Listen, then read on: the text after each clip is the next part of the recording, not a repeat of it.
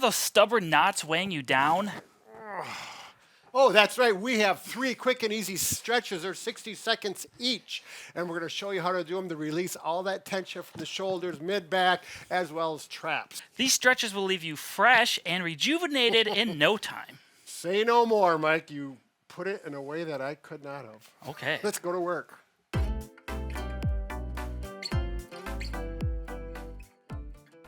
So the main reason most people get knots in their shoulder blade is because their shoulder blade is actually kind of out of place like this, and we're going to show you 2 stretches to help get it back in place. Right. A lot of people don't realize that the shoulder blade floats across the ribs, and when it's out of place, it causes problems. We're also going to show you a strengthening exercises. Once you get it stretched, we need to strengthen it, and it'll get in place and do the job. All right, so we actually done this video before a number of years ago, but we've got updated information, better stretches and strengthening exercises by a physical therapist who's written books and has a great program. Tell them about it. His name is Rick Olderman. You can find all his work at rickolderman.com. He has online programs, physical books, and you can also see him if you can't resolve these issues using those resources. That's right. So the first stretch we're going to do, you're going to need a doorway. We will show you an alternative if you're not able to reach up this high. So you're going to simply put your hand... But wait, Mike, Oh. I've got one more addendum. Make sure that your trim on the doorway is held tightly on, unlike this one. So we got that problem here. Mike's going to use the one on this side. It works well for that if it is nailed in properly. So I'm going to grab the top of the door frame and I'm going to lean into the doorway like this. This is going to help stretch my lats and bring that scapula up into place. As I'm doing this, I'm pushing through my hand into the top of the door frame as well. You can see right here, I'm outlining his scapula, and it's moving up there. I could feel it move way up. That made a big difference. That last little whoop right there. Can you feel that, Mike? I can. You can either kind of just repetitiously go in and out like this, or if you want to just hold it for 30 seconds, you can do that as well. Whatever feels right for you. All right, now we can show the option with the stick if they're too short or too tall or they have unsteady trim. All right, if the doorway is not appropriate for you, you simply can use a broom handle, a stick, PVC pipe, whatever. We got a Booyah stick. Put it here like Bob has it on a chair. Make sure it doesn't slip. That's an important part. You can put a shoe under there and stick it right in the shoe if you have a surface that will allow it to slip. We don't want it to slip. Palm away like Bob had. Oh, Bob is here, by the way.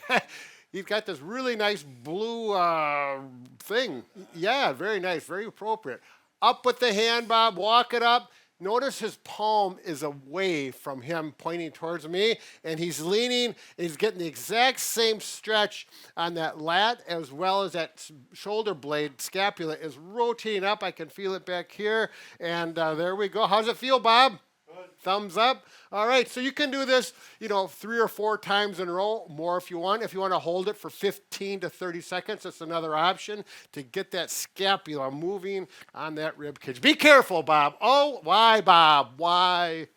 So the next stretch to get your scapula back in place is called the all-four stretch. It looks very similar to a child's pose in yoga. It's just different placement where you're putting your hands and how much pressure you're using.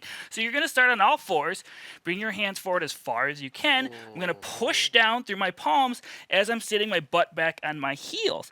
You can hold this for a duration of time like before, or you can kind of do repetitions. But the whole time I'm putting the weight pressure through my hands, getting a more distracting and stretching feeling through my shoulder blades. Now, if you want to get a little more stretch, say on my left side, you can simply go down and bring your left hand over your right, and you'll feel it stretching even more, getting that scapula back in place. Stay right there once, Mike. Okay. So as you can see, I don't know if you can see with the camera, but I can clearly see a scapula coming up this way, and that's the whole point of the stretch. Get that scapula motion. Doing this on a bed will probably be not so good. On a firmer surface on the floor would be better, but a bed will work if that's all you have to, your only option. Oh, Bob just reminded me I've got work to do. Now, you can do it in a chair. It works well if the chair has wheels in it, but it's not necessary. Go up to the desk, a countertop, a table, put your hands out, and then you simply, if you're on a chair with wheels, roll the chair out. If you don't have wheels, you'll probably just walk your hands forward. You can go over like this, like Mike showed, and I feel that stretch right there. Can you see my shoulder blade? I can feel it moving, that's for sure. But again, this is a nice option, and this you could do if you're working at a desk. You could do that throughout the day, and you can still be productive. It's a good way to stretch and breathe. Anyways, you got more to say, Mike? You can also do this standing at a taller countertop if you want. Same principle, you're just kind of shifting your butt backwards and pushing down. This is too short for me, so I would use a countertop, just be a little higher. Sure. Good point. All right, let's go to the next one. So the last exercise is actually strengthening, and it's also kind of range of motion, so it's not necessarily a stretch, although you will kind of feel a stretch if you're tight. So I'm going to put pinkies to the wall, my thumbs are out, and I'm going to try to go straight up the wall.